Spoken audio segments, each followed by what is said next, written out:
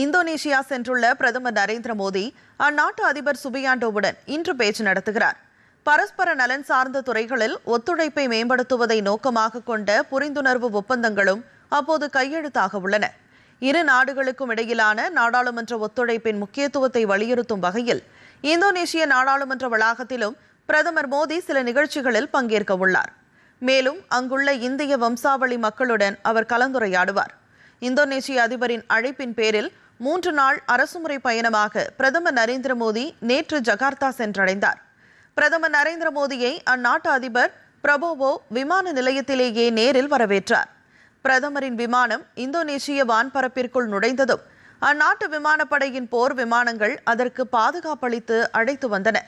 பின்னர் விமான நிலையத்தில் சிறப்பான வரவேற்பு அளிக்கப்பட்டது. குறிப்பாக அந்நாட்டு கலை மற்றும் பாரம்பரிய நடனத்துடன் பிரதமருக்கு வரவேற்பு அளிக்கப்பட்டது. இந்த நடனத்தை பிரதமர் ஆர்வத்துடன் கண்டுகளித்தார்.